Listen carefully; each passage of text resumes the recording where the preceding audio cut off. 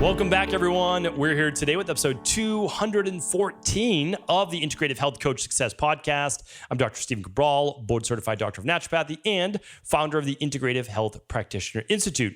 I'm excited to share with you today something that I think is going to be really important to your understanding of how you're able to attract clients in the first place and easily show them the value of your services so that you don't feel like you have to do as much selling. I know that as practitioners, one of the things that most of us hate the most is have to have that first conversation about selling a client on a package. Like, hey, I've got 3 months, I've got 4 months, we could do this, we could do that, it's this much money. Nobody likes to have that conversation. So what we want to do is keep it super simple, like we teach, right? We've taught on the podcast, we teach it in IHP. But the way that you keep it super simple is that everyone is already pre-sold as to what the industry offers and what you can bring of value to them, right? So let's go through the process. It's actually 5 steps, not really difficult, and it's more like this is literally the psychology of the customer journey. So if you've ever heard about a customer journey, typically, unless it's something very inexpensive, you need to go through a specific process before you decide to spend your money on that thing. Again, all the integrative health practitioners, before they become an IHP, they probably went through this process. I'm going to take you through it right now. Again, before you became a chiropractor, before you became a massage therapist, like you chose a school, right? And so, or you chose a certification. What I'm going to share with you, people do the same thing when choosing their integrative health practitioner or their coach, you, okay? So let's go through it. The first one is this. Literally, always the first one is this, and this is what we teach inside of the business mentorship experience and inside of IHP. You have to understand is that people need to know that you exist. Okay. That may seem obvious, but not to everybody. I can tell you this. So in late 2006, I was opening my first location in Boston. Now, when I first opened this particular studio, it was up on the 4th floor.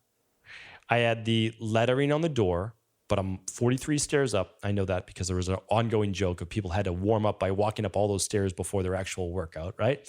And so I thought by opening my studio, nutrition, body transformation, personal training, strength and conditioning, etc., that people would just automatically come.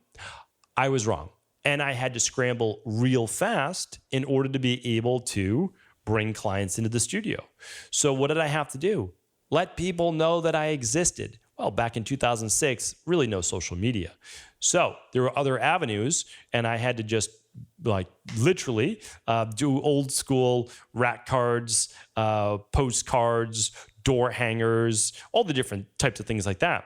But I had to let people know that I was even there, that I existed, and then what I had to offer. Now, it's much easier now. I know there's a lot more competition. I totally get it. But honestly, it doesn't outweigh it at all. Like the pros way outweigh the cons, which is the competition. So you'll know what I mean in just a moment. So on Instagram, TikTok, like name your favorite social media, it doesn't matter. You are posting information about what you do, your niche, right? So personal training, you'll show exercises. Physical therapy, you'll show rehab exercises. Massage therapy, you might show all sorts of different things. Massage techniques, kinesiotaping, whatever it might be, right? Health coaching, you'll have your niche. Thyroid, you'll talk about deficiencies, toxicities, lab testing, etc., right? So all those different things. So people that are interested, they see your videos and you're like, oh, this is the exact person, right? Like this person exists. That's amazing. They're telling me something I hadn't heard before, et cetera, et cetera. Well, you might say, yeah, but there's so many people that are health coaches or whatever. All right. Well, I always give the statistic out. There's 120,000 health coaches. That sounds like a lot, right? There's 3 billion people online. 3 billion people online. So if you have a virtual practice, you can work with any one of those people. Kids, adults, older adults, etc. So again, it way outweighs it. Before, when I was in Boston, Massachusetts, I could only work with people within walking distance for the most part of my location, or some driving, yes. But if you've ever been in traffic in the city, it's not the easiest thing before and after work. So keep it in mind, like at most a 10-minute drive, maybe 15-minute drive for most locations. So the first thing is this, it's engagement. It's literally building your brand. People know, just let people know that you exist. That's step one. All right. The second one is this, it's the education. I've always found this to be the best form of engagement. So education is this. People have a problem. They want to lose weight. They want to gain weight. They want to get well. They want to improve their sleep. They want to turn back the aging process, like whatever it might be. I'm just talking about the health field. That's the field that I'm in. Okay. So, they're in pain. They go to see a chiropractor, an acupuncturist, massage therapist, right? What's the pain point, right? Okay. Now you're providing education on that. The easiest platform now is free on social media, YouTube videos, LinkedIn, TikTok, Facebook, Instagram. Again, who knows what it's going to be in a few years from now? It won't matter. You'll just be moving onto that platform as well, right? So when one platform goes, the next one steps up. Facebook is fading, okay? Instagram was overtaking everything. Now TikTok looks like it's in the lead. It doesn't matter. It doesn't matter. You're just moving from one platform where your ideal customers are at, right? So if you have an older audience, Facebook is still great. Same with Instagram. Younger audience, TikTok's probably going to be better. More professional audience, LinkedIn's going to be better, right? So it's like, it doesn't really matter. You're posting recipes because you're a private chef. Okay, Pinterest is a great place to do it. So you have to understand is that all you're looking to do, though, is provide helpful information, and that's the education. That's part 2. So be able to be found. That's step 1. 2, provide education for free content to get people to see you essentially as the expert. And then here's where they step in. All right, they're like, I get it. I see this person. Yeah, they seem like they know what they're talking about through this education. I've already learned something. Now, let me check out their website. They investigate, right? So step 3 is them investigating or researching you. So what do? They go to your website. This is why I tell all of our BMEs and IHP students, if your website is not mobile friendly, or it looks like, web 1.0 and the graphics don't resize properly and the writing's all jumbled and everything's in Times New Roman font, like they know that this is not a sophisticated website.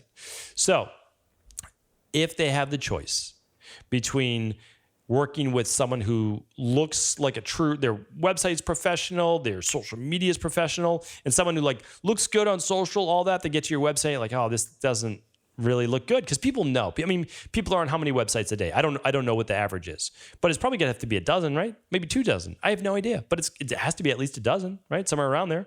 So they know what professional websites look like. You need a professional website. You really do. Now, you can just have a 1-page or a 5-page professional website. It doesn't need to have a blog. It doesn't need to have all these different things. It should just be a clean, easy to navigate website, because they're going to start to research you. What's this person's all about? What are their certifications? What's their background? Do they have any testimonials? That's the investigation, right? They're investigating you like, hey, I think this person might be the right person for me. Let me check it out.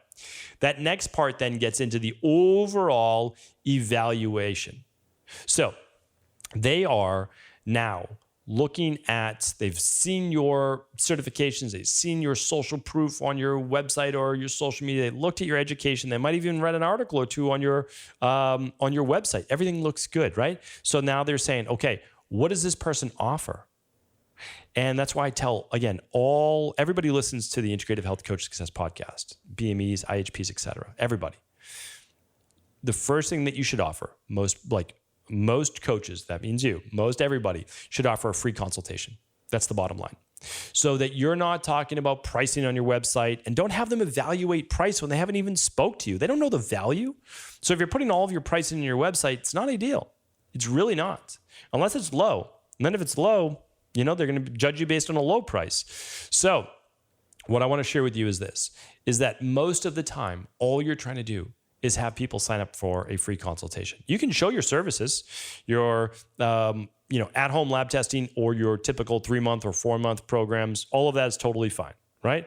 But what you want to do during the evaluation process is make it easy. Be like, listen, no obligations, 20-minute or 30-minute discovery call with me to see if I'm able to help you and if we're the right fit. That's it. That's all you're looking to do. Make sure on that call that you are listening to them, that you're truly able to help them. And if you are, this is when you're going to map out a plan of how you help them get from where they are now, their pain point, to relieving that pain and moving into a future that is pain-free where they've achieved their goals. That is the goal of the discovery call. At the end of that call, you see how I told you we get here, right? You've made your brand aware. You've helped to educate them. They've investigated you easily, right? They clicked on your link, your bio link in your social media, went right to your website. It was easy to navigate. They set up the free consultation. You've listened to their problems. You said, you know what? I've worked with this before. I have specific protocols that I use. This is how we're going to help you get from where you are today to where you want to be. In order to do that, I highly recommend, which is what most of my wellness clients do, a 4-month program, which starts with a detailed consultation and at-home lab recommendations or whatever it is that you want, right? The second call is a reading of the results plus your specific protocol. Our third month is a follow-up to tweak the program that you're going through, because even the best program and protocol needs to be tweaked based on your bio-individuality and your reaction. And then the fourth month, I share with you how to begin to wean off of this program, make additional adjustments to get to the goals that you're truly looking for. Does that sound like something you may be interested in? And they say, yes, of course, right? I mean, you're giving them what they want. Great. Most of my clients choose the done-for-you package, and you just then go through your pricing. That's it. So again, you're just going through it very simply. They've already said that this is what they want, and that's all.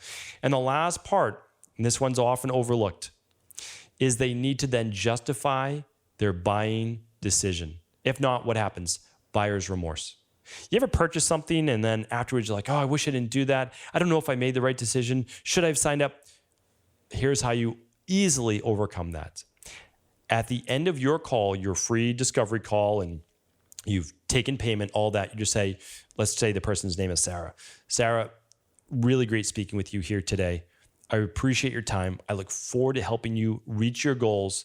I've given you my personal email. If you ever have any questions, even before our before our first consultation, you've already scheduled that, right? I want you to feel free to ask me, all right? I'm here for you. That makes them feel like, oh, good, I can contact you whenever. And then here's what you do. After you say, look forward to speaking with you soon, then what you're going to do is this. Right afterwards, you're going to send a follow-up email stating basically the same exact thing. Hey, Sarah, great speaking with you today. I have no doubt that you are going to excel and that you're going to be able to achieve those goals that you've set for yourself. This is my private email. You now have it. If you need anything, you reach out and let me know. And we're scheduled for this and this date from that time. I look forward to speaking with you then. Boom. That's it. And now what happened? The person's like, they were really nice. They said I can reach out if I have any additional questions. So I know they're not going anywhere. Then they sent me a follow-up with their personal email. Everything's good. And that is what you are looking to do. And that is the 5 steps through the typical customer journey.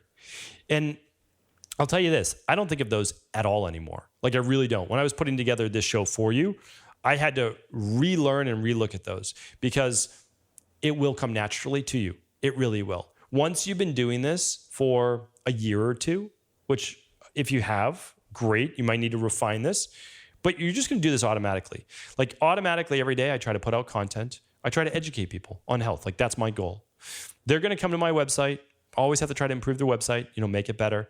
I know that there's going to be an evaluation process, with my team calling in, whatever it might be.